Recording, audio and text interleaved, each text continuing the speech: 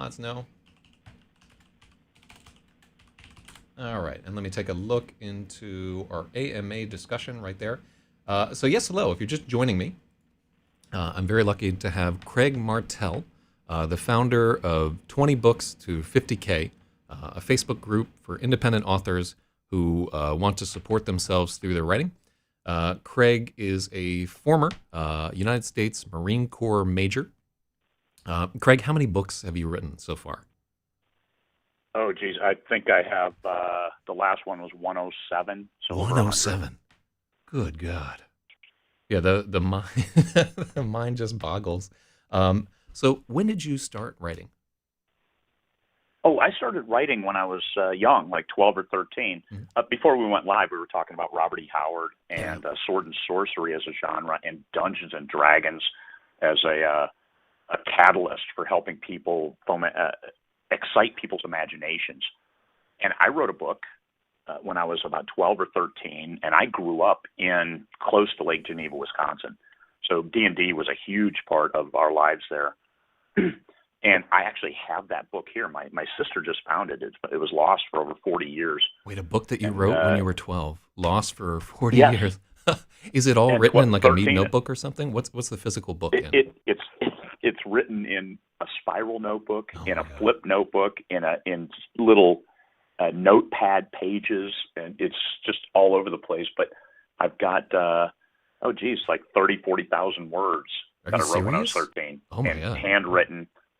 So I need to jam those in and get it. And I look at it, and it makes me cringe at the language because Mhm. it's like duplicative of both Tolkien, some McCaffrey, and then of course Robert E. Howard and some Edgar Rice Burroughs thrown in there. All kinds of different things. So I've been writing for a long time, but I put that on hiatus when I went in the Marine Corps, spent 20 years in, because whatever I'm doing, I try to focus on that at the time. Mhm. So 20 years in the Corps. Then I went to law school, got a law degree. Then I worked as a business consultant, and I retired from that when I was 52. So I retired from my second career at 52, and that's when I looked at it and said, "Geez, let me do something that my broken body can handle."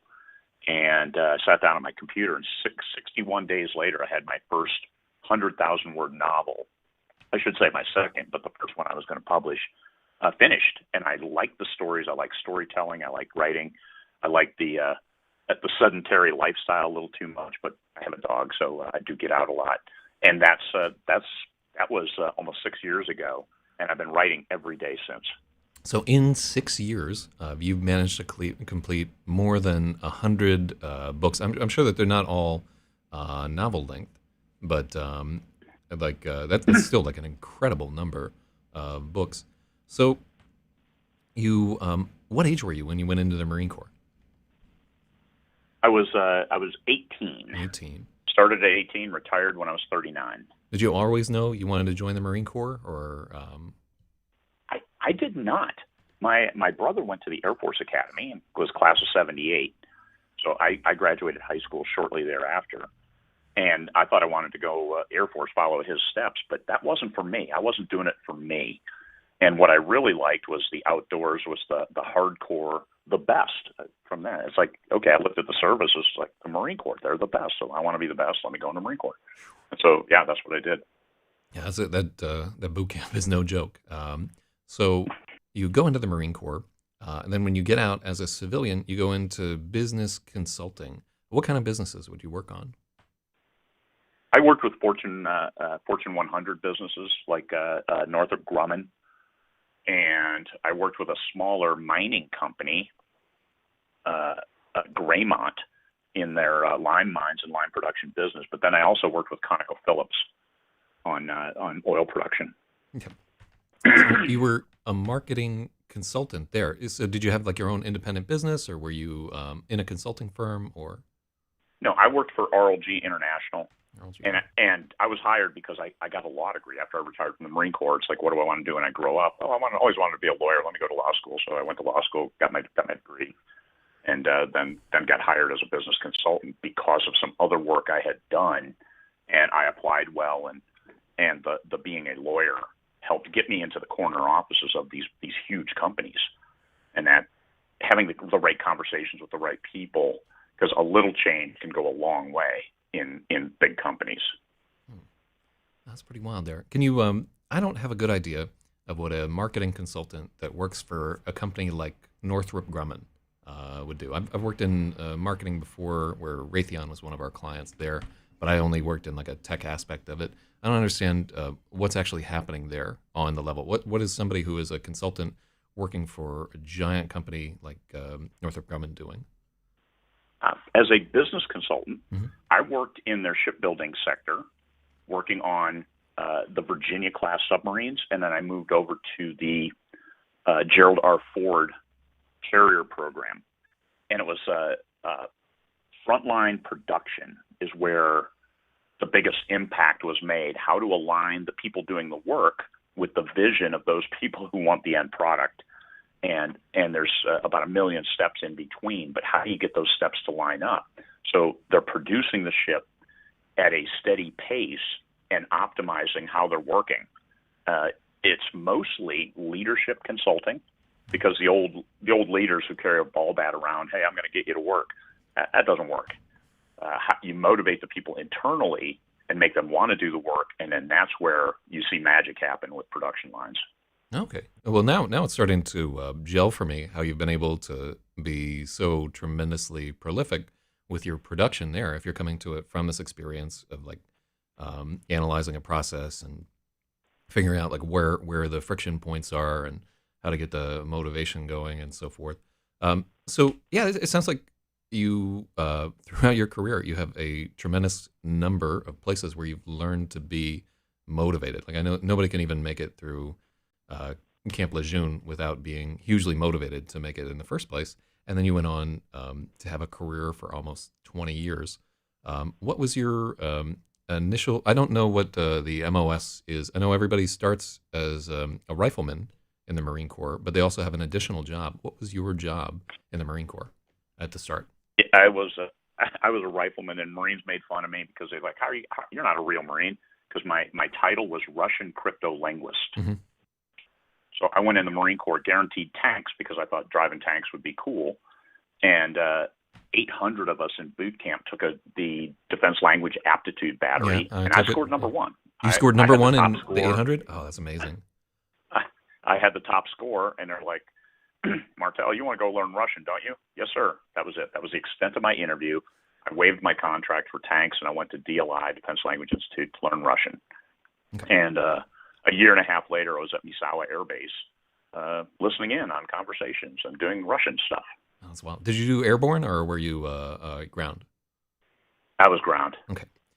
So for people who have not taken it, the Defense Language Aptitude Battery is essentially a made-up language. And it may have changed between the time that each of us took it there, but you are set in a room with a set of headphones, and you have to listen in to this completely made-up language and try to figure out like its grammar, its vocabulary. And the test, when I took it, went on for, it felt like about 3 hours. And most people come out of that test in a complete daze, just like, their head hurts, like, I never want to do that again in my life. And all the people, you can tell right away who passed the test, because they will do what I did. They'll say, "Can I take the test again? Because I'm just starting to really get it." And those are the people who immediately, they're linguists, and they go to DLI, the Defense Language Institute, which is in Monterey, California, and they will be taught a new language and how to eventually break codes in that language and listen in and spy on people.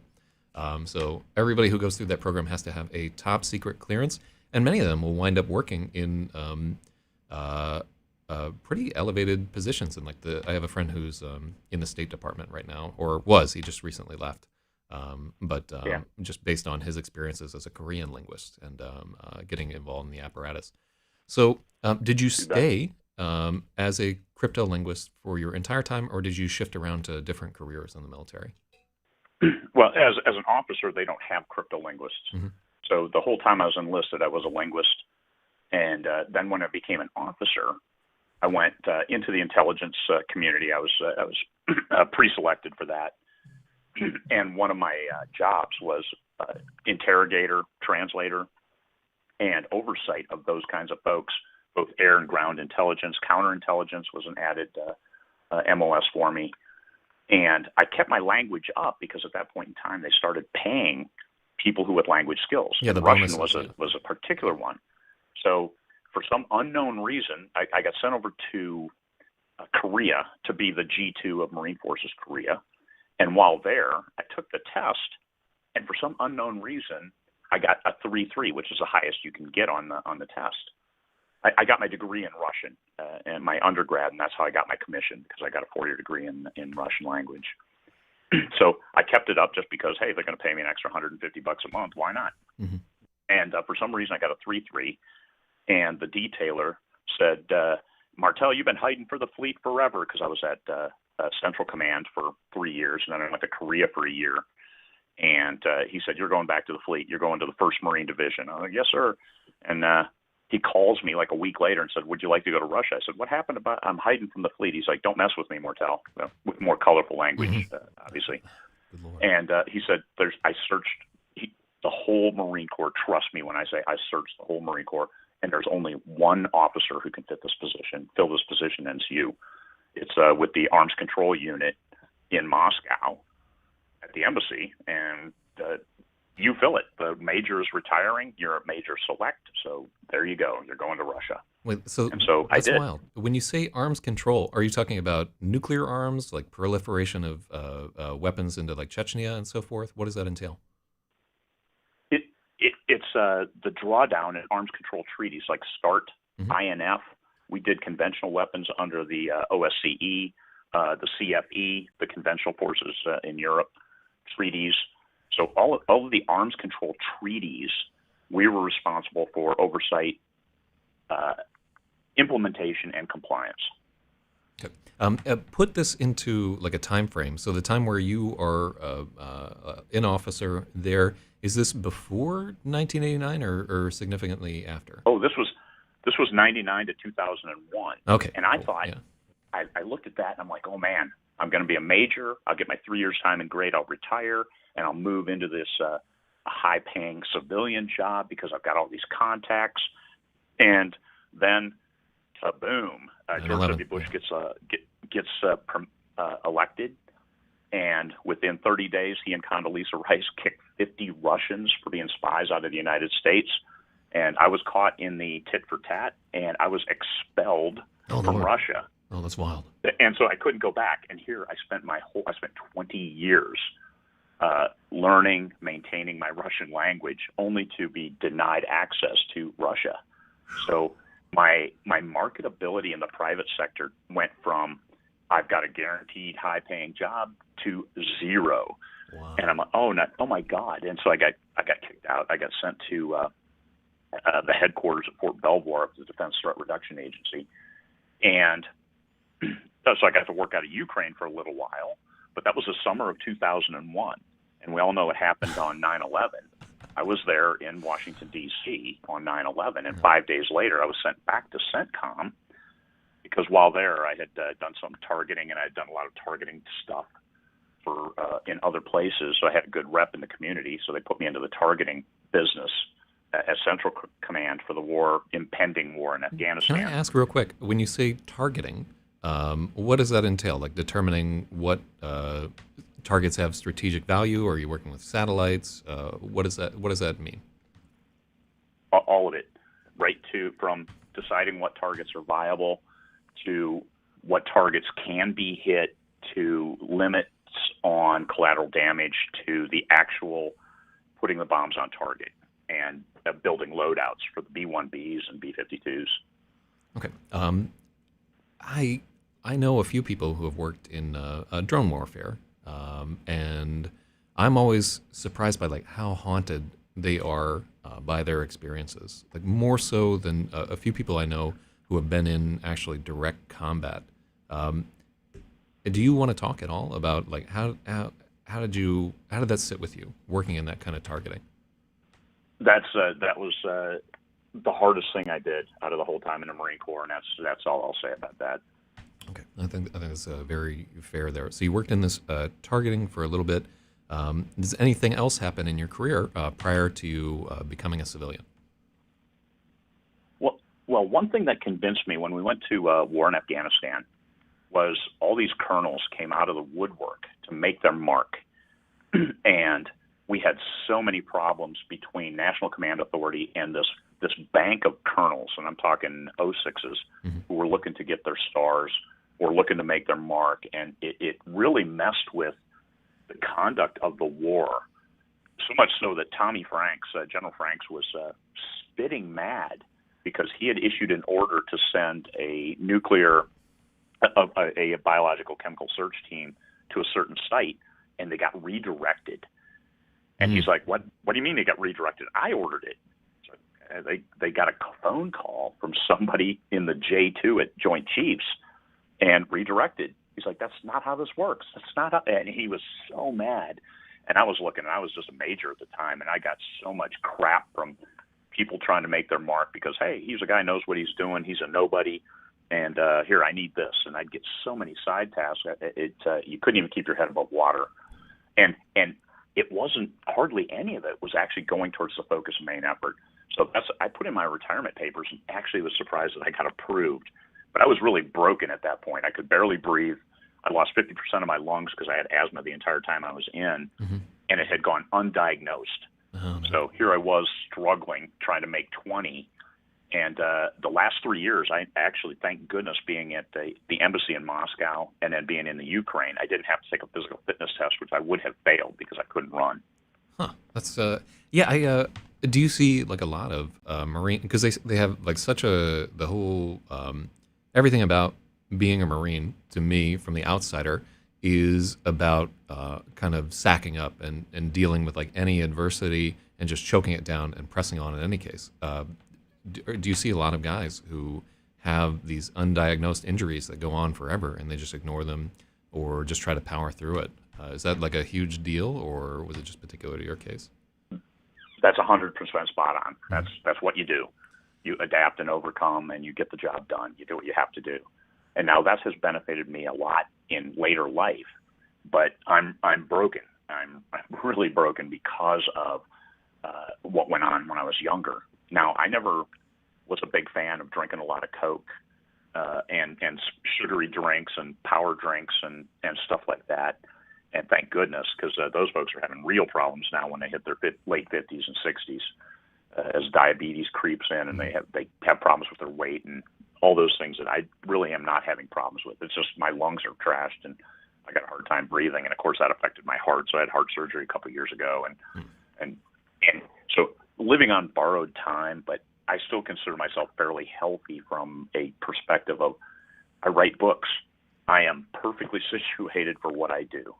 That's pretty fantastic. And, up there where you've got some clean air, I went out, I live in Brooklyn, New York, and earlier this month, I was like, what is going on? Because we were like covered with this blanket of smog. Usually we don't have it too bad in New York, but the atmospheric conditions were such that literally you can't see some of the buildings in Manhattan because it was just, the air quality was so poor.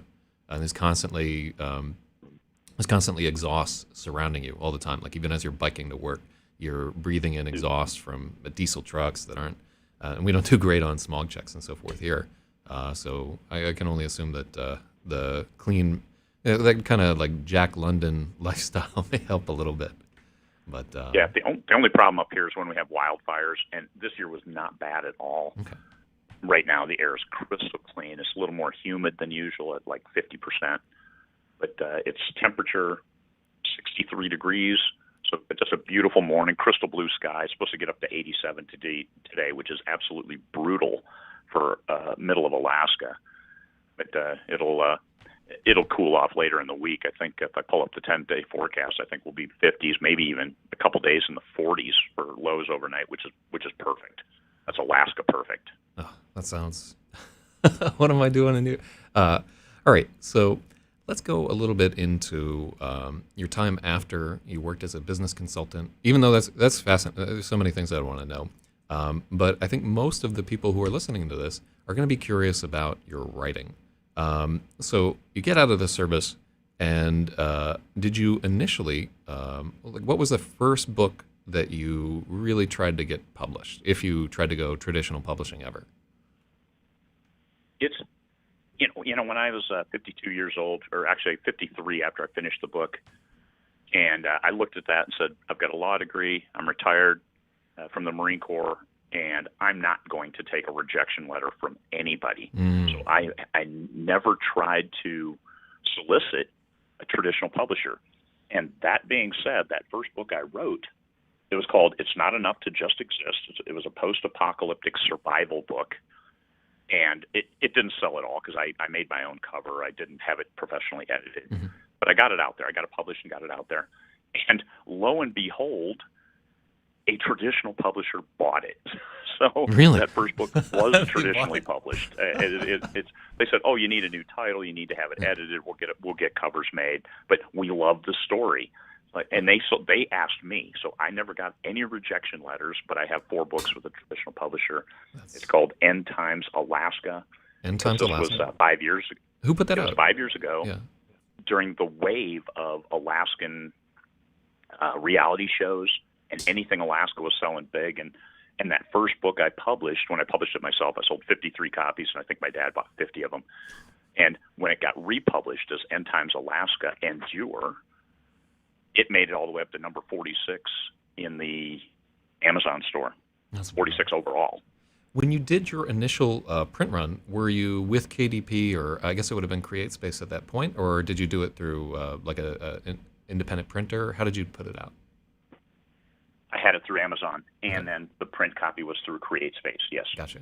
Okay, cool. Yeah, I remember like before. So for people who don't know, Amazon used to have 2 different sections, like KDP, which would handle their ebooks for Kindle, and then CreateSpace was their POD printing.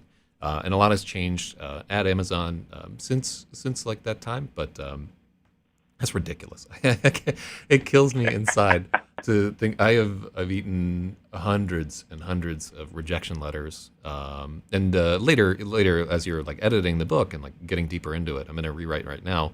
It takes me about 2 years to agree with somebody on any kind of rejection. I'm like, yeah, they probably had something going on there, but just hundreds and hundreds. That's so foreign to the experience there. So you get this traditional publishing success in like this kind of unbelievable way, but at some point you start to do things differently than other people have done them, right? Because you're the founder of this group.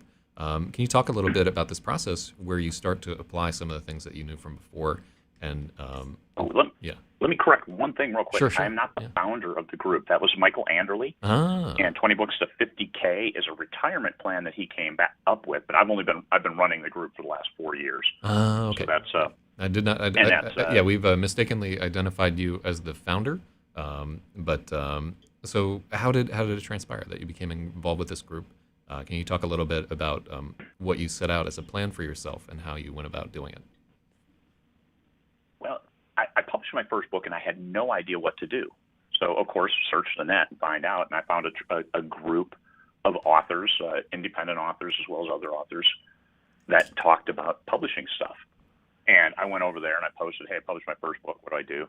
And I got just brutalized from people. I think one of the first comments was, you should go back to your day job and forget about publishing. And I thought that was, sometimes you take those as a challenge. I look at it as the person was a dick. And I don't like dealing with those kind of people. Well, Michael Anderle got the same grief from people. His 4th book, he earned over $10,000 that month. His 4th book that he published in 4 months. And the people were like, that's garbage. You are not making that kind of money, because they didn't believe it, because they didn't have a plan or a business plan or an approach. And so he's like, hey, fine, I'm gonna make this group over here. I thought about this thing, 20 books. If I make $750 a day per book, which is what he was making with the first 3. Hey, 20 of those earning $750 a day, that's $50,000 a year, and you can retire to Cabo San Lucas for $35,000. It's a nice retirement. So he started a group called 20 Books to 50K, and I was one of the first people over there. And they were talking about, hey, here's what I'm doing, here's what worked, here's what didn't work. Let's try this. What about anybody know anything about this new service available, or this new opportunity, or a way to get more subscribers, newsletter subscribers? And we started cooperating and coordinating, and we added people. And I took over when the group was about 4,000, 5,000, and now we're at 52, over 52,000 members. And we run the largest conferences in the country for independent published authors. And we've grown so big and become so popular that traditionally published authors are now joining us. Yeah. I remember when I first heard about this group was probably in, I want to say like 3 or 4 years ago. My memory's a little hazy. And people were definitely talking about it in terms of scorn. Like I do the convention circuit for speculative fiction, and I hit a lot of the big ones on the East Coast. And sometimes, like I went to Worldcon in Dublin right before COVID hit. And just there's a lot of scorn in people who are working in the traditional publishing game for people who are independently published. And a lot of those people are like having to sit back now because publishing is not doing spectacularly well. Traditional publishing in the time of COVID, and they're about to have to compete with this huge wave of new people who spent like the last 2 years sitting down and they finally had the time to put out novels. Yeah, I think a lot of people can see, there's a storm coming on the market as a result of all these new people getting into the game, and they're going to have to try harder. How has that been? I think that let me address a couple of things there on that. Yeah. Since we have a lot of traditionally published authors, what they've realized is they've spent a whole career working for somebody else who, as the gatekeeper, hey, we know our target audience will buy this kind of book, so you've got to write this kind of book. And they have, and they've delivered, and their advances are getting smaller and smaller and stretched over a longer amount of time. And they all have day jobs. Some of the biggest authors in the business have day jobs because their traditionally published contracts don't support them well enough to only write. And also the traditional publishing model is for 1 or 2 books a year is all. And very, very few people can make a full-time living off 1 or 2 books. So that's why, Michael, 20 books to 50K. Hey, write books that entertain people. Write the absolute best book you can. We're not talking about putting out trash, because readers might buy your first book if you have a great marketing campaign, but if it's garbage, it's poorly written, it doesn't have characters that they can relate to, or whatever other problems the story might have, they won't buy your second book or after. So people complain about, indies are putting trash on the market. So what? The readers will discriminate, and those people who are putting out bad books will fall by the wayside. So when they see that indies are writing books with covers that are every bit as high quality as what you see on traditionally published titles, with stories that are more compelling and that come more often, it's hard for them to compete. And the trad authors that are coming over to look at indie publishing, they're getting older, and they're like, I need to make more money on my books, right when I'm making less with Tor or Simon & Schuster or any of these other big publishers. So they're coming over, and I make orders of magnitude more money on my personally published stuff than my traditionally published stuff. I know. If you look at, I published a book just a couple days ago, and it's got the bestseller tag, and it's sitting there, and it's earning great. So, all right, plug this real quick. I want to have the opportunity. Like, what's the new book that you just put out? Oh, as a lawyer, of course, I'm obligated. It's called Judge, Jury, and Executioner. Mm-hmm. The book is called The Interview, and it's book 13 in the series, and you'll see it published on the 29th. So in 4 days of being published, I've got 77 reviews, and I do not do ARCs. I don't do advanced reader copies, so nobody got this book in advance. And 77 reviews already. It's like I said, it's got the bestseller tag. It's earning really, really well, and always bumps the whole series with every new release.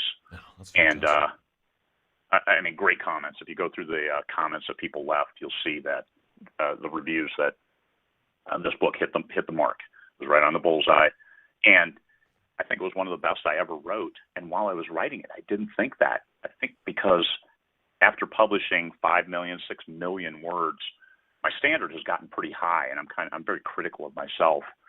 And after I published it, I went through, I reread it once it was live, and I thought, hey, this flows really smoothly. It's great interaction. It cuts off dialogue at the right point to start a new scene, and it just turned out really well, and I'm happy with that. I'm happy with my progress as a writer because you know what, I played a lot of golf, and you don't get better if you don't practice. And this is a problem that people who publish one book a year will have, is that they write one book and then they keep going back to that same book and they're not learning anything new. And that's the challenge.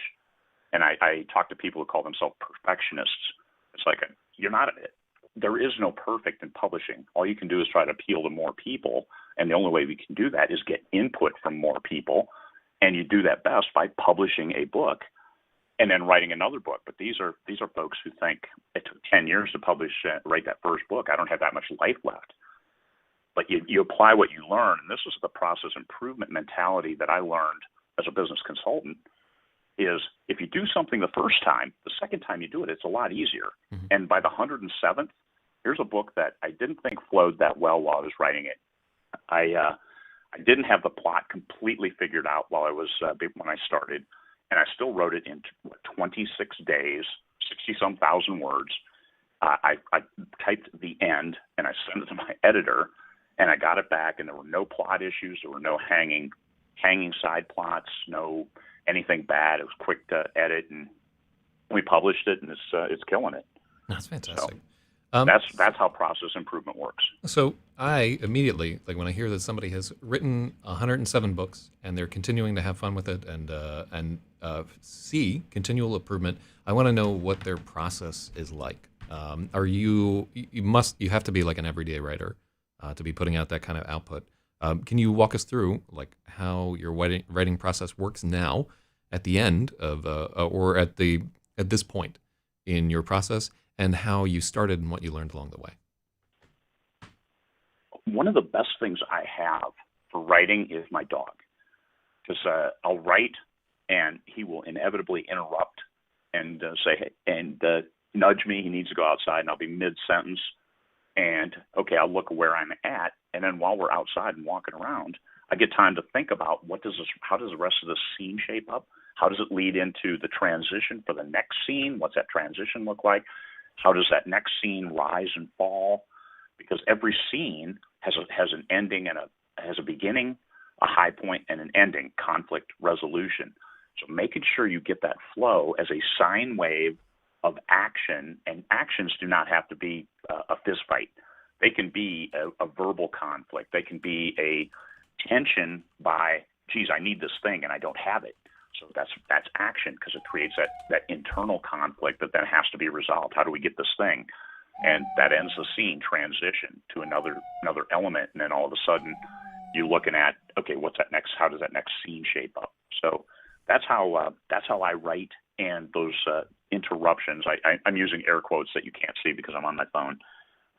That interruption is helping sharpen the words that I'm able to get on the page. And right now, I'm up to, I keep track every day of how much I write. The last, I had 3,700 words yesterday, 3,600 words a day before.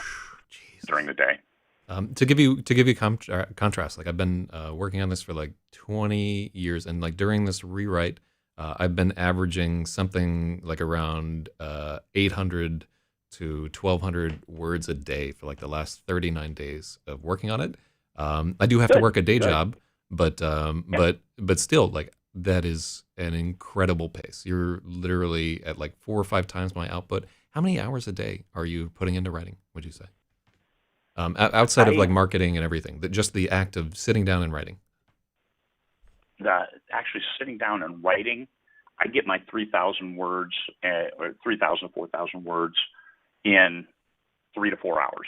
Mm-hmm. I average from 1,000 to 1,500 words an hour when I know what the hell I want to write. Yeah. And that helps with sitting down when my dog leaves me alone. But I do a lot of other stuff. The conference is massively time consuming. Mm-hmm. And I say writing is my part-time job and the conferences are my full-time job. And I don't make anything off those. I was extremely successful as a lawyer. And I've got my retirement, and I'm taken care of on a lot of other ways. My wife is a professor at the university. So I looked at it, and it comes a point when you say, I don't need any more money. I'm not sure that mindset would apply in New York, because you could always use more money in New York, New York City. It's hard to stay alive here. Yeah, absolutely. But here it's in the middle of Alaska. Yeah. I don't need a Ferrari because you couldn't drive one. The roads are too rough. I mean, and there's snow on the ground 6 months out of the year. So I have a truck, and that truck, it was another success story. I bought it with cash from my royalties that I got 1 month. That was March of 2017, which was my biggest royalty month ever. I took that money and I paid cash for a truck. That's, I'm fighting for it every day there. So you're about 3 or 4 hours a day, and for other people who are out there writing, I will tell you that I have myself only about 2 or 3 hours of good creative writing a day, and then I'm tapped for the day. I need to recharge my mana, or I can get nothing good there. The person that I studied most when I was learning how to write was Ray Bradbury, who could only write for about an hour every day. And he said, he's like, I've just got these short bursts of fancy in me. And the style that he adopted was writing these short stories that were just intensely poetic and brief and charming. But he doesn't write like these huge blocks of description or anything like that. He found a writing style that worked with what his limitations were for that. So you bet. Cranking out like 3,000 or 4,000 words a day, which is incredibly impressive. What is your editing like? How many times would you say that? Do you do a rough draft edit, or at this point is it just unnecessary for you? I edit as I go, and sometimes if I'm not sure of the story, I will go back through it. But also, I have an insider team. I have 4 folks that I count on for making sure to keep me on track, and I will send them in progress work, and they will send me feedback within a day. So I might send them 5,000 words or 30,000 words and say, hey, how does this read? What are the side plots? I'm missing something. It's not gripping me. And they'll usually come back and say, oh, no, it's just fine. Here's what I'm getting from it. And I'll take that and say, okay, good. And I'll continue the rest of the story. And generally, I type the end. I might reread the last chapter, make sure I closed out any hanging plots that I don't want to continue in the next book, and then send it to my editor. I give my editor a heads up, and usually I'll have a book back from her in about a week. Okay. I had the process so refined that back in 2017, 2018, that I had my editor locked on. I had the proofreaders locked on. From the second I typed the end, the book would be published and live 7 days later. Good God. Yeah, that's incredible. 5 weeks from start to published, but 4 weeks in between books. I'd publish a book every 4 weeks or less. And now I also have a fair number of collaborated titles where I co-write with another, where they're doing the heavy lifting on the books. I personally have 5 or 6 million words published, but I also, out of those 107 books, probably 40 of them or 50 of them are collaborative titles where we both do some of the writing. So I mean, so the titles are great, and that is time consuming, but it's nowhere near as time consuming as generating an entire book from scratch. Okay. Let me ask about your relationship with your editor. Have you used the same editor for a long period of time, or do you have like a stable of editors that you work with? I've been using the same editor, but I do have a couple editors. And during the heyday of 2017 and 2018, I had an editor on retainer. I paid her each month and just had her, and she was waiting. And the second she would get a book from me, she would drop everything else, do that book over the next 2 to 3 days, and shoot it back to me. So it was 3 days from the second I finished until I had the edited copy back. But I paid her in advance for 100,000 words every month. And if I didn't use them, she got to keep the extra as a bonus. And if I did go over, well, then I just paid the extra. Well, that's a motivation, like right in there, like where you're basically committing yourself to, like if I'm that you're just wasting your money if you're letting that slide by. That's got to get the words done. Yeah, that's another one. That, okay. Oh, and for you, John Grisham, his goal was 1,000 words a day. That's all he ever shot for. Yeah. And you look at the books he published, and he only writes 1,000 words a day, and he's done pretty well for himself. So don't sell yourself short. No, I'm going to get there. Right now, I'm rewriting something that I wrote 5 years ago, which is more. it's more. I would say like rewriting something that is older than like 5 years or so is harder than writing a new original piece. Like I put out Sometimes, yep. yeah, I put out a new original novel that I wrote in 4 months. It's going to go out October 1st. I'm holding it up to the camera right now. It's called Zeros. And that one, it was just like I felt like I was at a spot with the process where I'm like, I know everything that I'm going to do. And while I'm writing, I'm thinking about like, here's how I'm going to typeset it. Here's how I'm going to try and market it. And like every step of it was like clicking in because I've been doing it for a while. With this other one, I have literally spent a week rewriting particular chapters in it because it's full of like these early author problems like POV shifting and Yep. just grandiose language and logistical things that don't flow and things that I no longer believe characters would say that.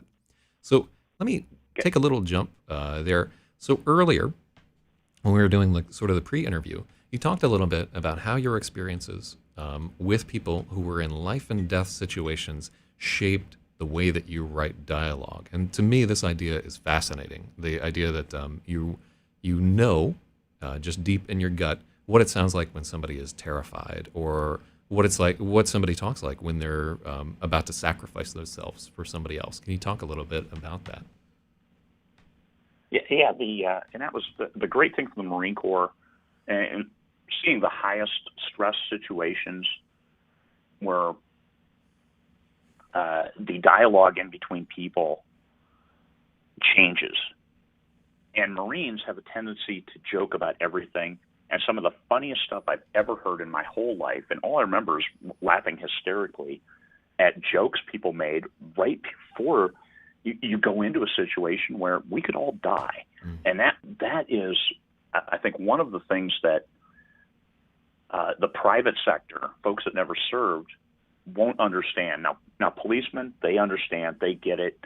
I have a lot of friends who are cops, and they understand because they're living it a lot more violently day to day than we did in the Marine Corps. Marine Corps is very measured. I mean, you might go years without a hostile anything going on, but especially I served from 81 through 2002. And the gallows humor, and then when people really get down, and when the chips are down, somebody gets hurt, and you got to get them out. How people come together, how people their personal risk just goes away. It doesn't matter. We've got to get this person out, and that's one thing I'm sure everybody has heard. We don't fight for God, core, and country. We fight for the guy next to us in the foxhole next to us, and that is right. When you're on the front line, there's nothing else. It's just this person next to me, and I'll get you out. You get me out, and we'll end this together. And oh, by the way, yeah, there's a mission. We're going to accomplish a mission, of course, because we're Marines, and you rest on that legacy, that hierarchy, that aura that comes with being a Marine specifically. It's and you move forward. And I think I bring this to my books, especially my military science fiction. Those sell very, very well. The post-apocalyptic. I looked at my first like 40 or 50 books, and every main character was a Marine or had been in the Marines, because hey, that's what I knew and that's what I know, and that's it sold well and it resonated well with the readership. And nowadays, still, my thriller series, the Ian Bragg thrillers. He was in the Marine Corps because I can relate. I can put those words in his mouth, and I can help him better navigate through the world of today, but through a Marine's eyes. And my character, my judge, jury, and executioner, the book that just came out, that's lawyer, but there's a lot of military elements in that because they have to go and engage with the criminal elements and bring them to justice, kind of like Marshall Dillon in space. That's wild there. Yeah, I mean, they say to write about what you know, and it definitely seems like you have a huge amount of things that you can draw on there. So when you're talking a little bit about sort of caring about the person next to you in a foxhole type situation and so forth, now you say that you spend an enormous amount of your time organizing conventions, and sort of you're a huge community organizer within this thing here, and you're taking time to talk with me as well, which thank you very much for it there. So Is part of that carrying forward to the way that you're helping other people now by being a part of this group? Like, to what degree do you feel like you're acting altruistically now, and how much of it is motivated by self-interest? Like, obviously, there are rewards to reap from being an organizer and things like this, even if you're not making money on the conventions themselves. There are the intrinsic awards value from knowing people, knowing heavy hitters in the community, and being able to carry on a conversation with million-selling authors and just talk to them about nothing and anything, and it's okay. So my ego is satisfied in that regard. But generally, I did this because of things we did in the Marine Corps that nobody should have to do, and it's my way of giving back to the private sector, to all of the world, not just the United States. My wife and I traveled to 41 different countries, so we've seen the way it is around the world. And it's nice to still come home to America, come home to Alaska, and the air's nice and clean. We were talking about that earlier. And be able to help people who aren't in as good a situation. And I'm a big fan of teaching a person to fish, not giving them a fish. So the ins and outs of self-publishing, of bringing your work to market, is easy enough to share, and it gets time-consuming, helping people understand, because you have 100 new people join 20 books every day, and those 100 new people, they're starting off at ground zero. So every day it's a new ground zero. So we kind of push them off. Hey, look at the questions that were asked before. Look at this stuff. And I published my nonfiction books, Successful Indie Author Series, to help to save me time, so I didn't have to answer the same questions over and over again. So helping people is important, but I'm also trying to raise the level of professionalism, because indies have gotten a bad rap, and I think a lot of that is because the traditional published authors are looking at the losing market share. And so it's easy to say, hey, these books aren't as good as ours. Your book was written for a very narrow audience, and these books are written for a different audience. And if they're written for the same audience and you're losing market share to them, you should go back and look at the books you're writing, because these books are selling. If they're selling, that means the readers are buying, and the readers vote with their money. So saying that it's a bad book that's selling well doesn't mean it's a bad book. It means it's the right book for the right readers. Okay, cool. So I actually got a question posted by somebody from our audience here. His name is Spathiwa, and he works with me. I do a daily editing stream where just people are collaborating on an edit and so forth. And he asks, he says, it looks like it's a difficult time to sell science fiction right now. And especially in my experience, like this sort of traditional adventure type science fiction, if you're trying to sell to a traditional house, military science fiction is like a really hard sell now, even for Bain, and like Tor doesn't buy anywhere near as much of it as they used to anymore. So he asked, from your perspective, why is science fiction unpopular at the moment? Is there a market zeitgeist, or is it more to do with like an aggressive push for more progressive authors and stories, do you think? And this is purely print science fiction. I think science fiction is doing very well in terms of screenplays and popular media. It's doing well, but in terms of print SF, it's not what we would have seen maybe 5 or 10 years ago. This is what a great question. Yeah.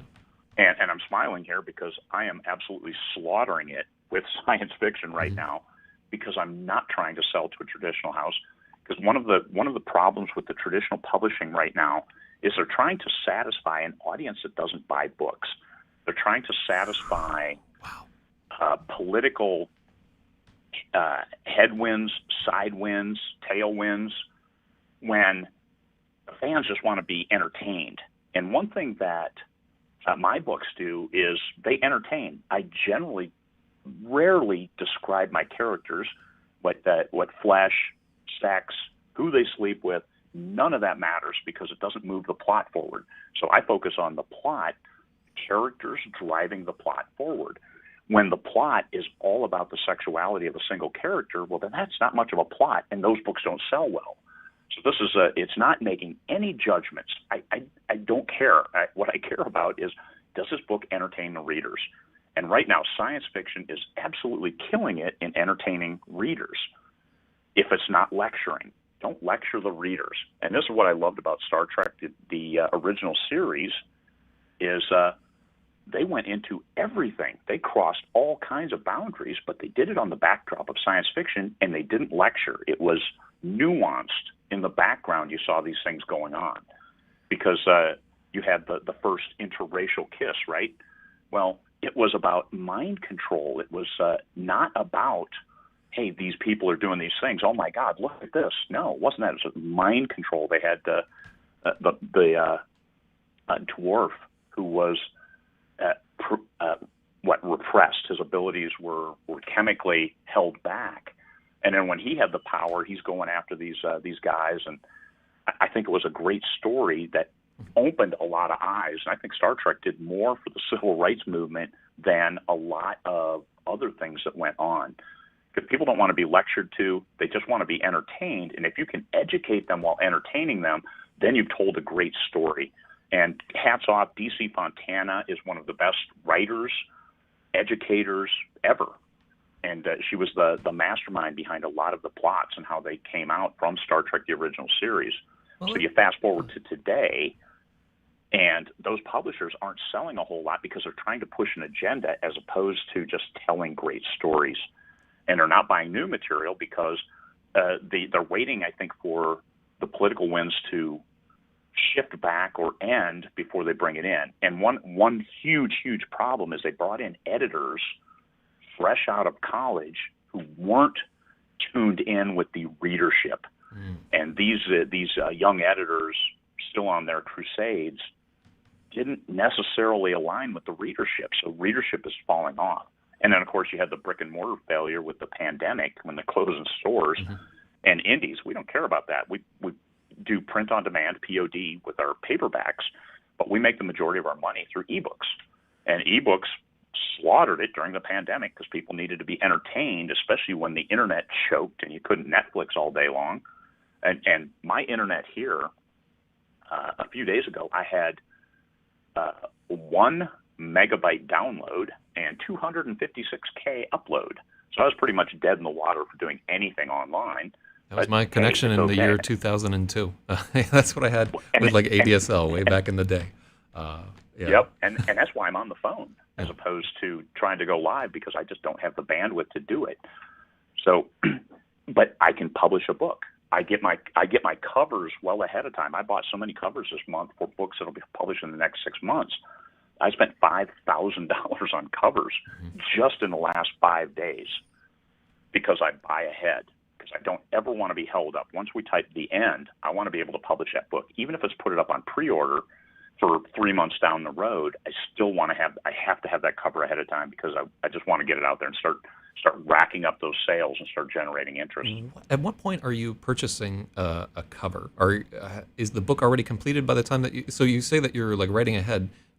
Does looking at a cover propel you through some of the writing process? Does that help you shape what you want the book to be? Like at what stage are you generally buying a cover now? Because I think traditionally in publishing, the cover is like one of the very last things that you'll decide on in a book, and it's like a big fight with the publisher. Like the editor wants this and so wants that. Yeah. I buy it at the beginning. You buy it at the very beginning. I buy it at the beginning of the writing process because then whatever scene we can put on the front, and I just want an engaging scene on the front that's generally within the concept of what the book is about. And the great thing is if you buy the cover before you write the book, you can write that scene into the book and make sure that it's there. That's pretty amazing. So you don't have these, oh, you're not realizing my vision. You need to twist his mouth a little bit more. Oh, my God, stop the madness. Just make it look good. Make it draw the reader's eye. They'll look at it for 1 to 2 seconds is all, and they're not going to zoom in generally, and then they're going to go to the blurb. So spend more time working on the blurb than the cover. Make sure it's a great cover. Now, I spend a lot of money to make sure I get great covers, but I don't get twisted up about it's pigtails, not ponytails. Oh, my God, make it stop. Just put a young girl on there. Well, this is a very traditional thing in science fiction publishing is using essentially stock covers There are so many great science fiction books that have been put out with spaceships that somebody just pulled it off of the rack. It has nothing to do with the ship in the book, and it's something that, fortunately, the science fiction reader base, they like looking at books with spaceships on it. They don't have to look like what's described in the book. We don't care. They're just there for the story. Let me ask you a kind of a personal question, and feel free to sidestep this. So you're married. You have books in the hundreds right now. Has your wife read all of your books? My wife has read exactly 0 of my books. That's rough. And I'm okay with that. You're okay with that? Do you feel like I once had a relationship with an editor, and one of the things that killed the relationship was I did not put like the care and thought once into reading one of our books that I really should have, and it's always been one of my great regrets. that I didn't, because she was always like very willing to like put time into all of mine, and she put out a nonfiction book that wasn't a huge area of interest for me, and I read it, but I didn't give it like the like time and like the deep. I wasn't engaging with her on that level right there, and it's always been one of my great regrets that I didn't do the same thing for her that she had done for me. But so to hear that she's read exactly 0 of them, does she like science fiction at all? No, she's not my target audience. She's not your target audience. And not even close to my target audience. And this is one thing that I tell people is now that I've been in the business for long enough, the traditional publishing gatekeepers, because you write a book and you have to apply, or you have a concept and you pitch it through your agent to the big house, and it has to meet with their target audience. So you don't come out with this wild-ass concept of a book and expect that they're going to buy it just because, oh, my God, this is such an awesome concept. We can do this. No, that's just, will our readers buy this? It's a business. And indies, now we have to look at, oh, this is a passion project. I don't expect to sell this. But if you want to make money, well, how do I narrow this for my audience? And I've spent the last 6 years building up my audience. So I can write a book. They're going to like it, even if it's not necessarily exactly that genre, like space opera, more like Star Trek, the original series, versus military science fiction, which is like Starship Troopers. And how do we make sure that we please audiences, the crossover audience? Because I've spent a long time building up this fan base, and I want all of them to buy every one of my books. Mm-hmm. And to do that, I have to appeal. So we become our own gatekeepers once you're far enough into the business to understand what the readership is expecting. And traditional publishing had been doing this for decades. And one thing that, hey, indies, we just started, so we learned this lesson late, but we're our own gatekeepers now. Okay. So can you give like a few specifics? Like you talk about things that you know that your audience wants to hear. Like when you're writing a book for Craig Martelle, and I know a lot of this has been internalized and it's something that may not spring immediately to mind, but what are some examples of spots where you're stepping aside and saying, you know, my audience will really like this, or here's something that I've learned, don't do this thing, cut out this type of thing. Do you have any specifics? And this is just about your writing, things that you know that work for you. They're obviously not going to apply to other people. For me personally, and one thing I've found with my books and my fan base is must have a strong female character. Even if the female character isn't the lead, that doesn't matter. What matters is they must be a strong female character and not a man with long hair. Mm-hmm. It's a shared leadership role within moving the plot forward. The plots, they can be all over the place. You pick like one little political element from today and you sneak it in there, and you have these characters deal with it in a way that, hey, this would be a great resolution, wouldn't it? Maybe we should think about this in today's politics. And the strong female character, dialogue, that snippy, quick dialogue, some humor. I want my readers to laugh. I want them to be sad when they're supposed to be sad. I want them to paint the world with their own imagination. So I am not anywhere near as descriptive as a lot of authors.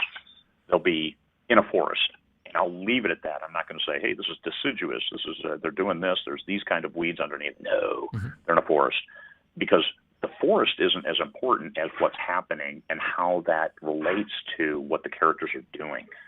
So I let the readers fill in so many details, like skin color of the characters. I don't go into that. You guys fill in what you want. Have a nice day. Whatever works for you, make it happen. And this is, I think, one of the most important elements is triggering the imagination of the readers, and you can say players, because I grew up D&D, right? Mm-hmm. And it was important to set the stage, but then the players can fill in what that means with their minds. That's wild there. So on the topic of D&D, which was I recently started running a online campaign myself. Is that something that you have ever thought about returning to, or is it too late at this point? Do you still find yourself, or do you not have time for it anymore? Is all of the creative energy going into books? Yeah, I don't have time to DM anymore. Okay. But I am in a game at the in the November conference. We've got a couple DMs coming, No, that's wild. and I'll be in a high level game, and I will name drop here. I'll be in a game with David Weber. Oh wow! And if you so he's playing. Michael Rothman is organizing it. I think Larry Correa will be there. Fantastic. Are you going to stream it, or is it just a game? Oh no, it's just us playing. Okay. It'll be a private game in the presidential suite of Bally's Hotel. A Dungeons and Dragons game with David Weber in the presidential suite of Bally's there. Well, I know that you had a heart out for your dog at around this time. It's been almost an hour. So Yep. I want to thank you so much for taking the time. I'm sorry that we couldn't get more AMA questions. We had issues with our Discord channel there. But for me, this is just fascinating. And I feel like I've learned a ton. Oh, I appreciate it. yeah. I appreciate it. So I think it's been a good time talking. I mean, we talk about all kinds of things, and I hope that helps your listeners get a little bit out of it. And yes, I got to make the shameless plug. If you want to find me, CraigMartelle.com, CraigMartelle.com, and take a look. Everything about me is there, along with all my books. It's a good website. My web designer, retired Navy, he does a great job for me, making sure that the presentation of my immense amount of stuff is good. There's a lot. Hundreds of books right there. And your newest one is The Interview in the Judge, Jury, Executioner series, correct? Yes, sir. Okay. Well, yeah, I'm going to check it out myself there. And thank you to everybody who listened in on this. You can find me at my website, zachzyz.com. And on October 1st, I have Zeros, a brand new story about a suicide mission into the heart of the sun. And it's going to be a good bang deal right there. All right. Thank you so much, Craig, and have a fantastic day. Thanks a lot, Zach. Talk to you later, man. Talk to you later. Bye. Well, that was just fucking fantastic. Actually, picking up a ton of information there. To people who are part of Discord, what happened is that the channel did not get unlocked for other people, so nobody could join the thing. It's a huge fuck up, and it's a little bit on me. I reached out to the moderators earlier today, but like a big part of it was I didn't know to check for it. I didn't know what the fuck I was doing. So that's purely on me for fucking up the Discord. Very sorry for the most part. And I didn't want to ask him the obvious Holocaust denial questions about a cookie monster, which has been asked so many times or whatever there. But yeah, really interesting to hear his viewpoint on there. And it's just crazy to hear somebody else who had gone to DLI and yeah, the Russian language program there, those instructors are pretty hardcore and so forth. Wow, that's blowing my goddamn mind. All right, so thank you so much to everybody who tuned in.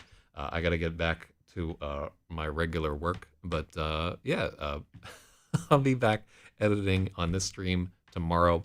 And if you can, take a look at Zeros, which is available for pre-order. It's not 108 books, but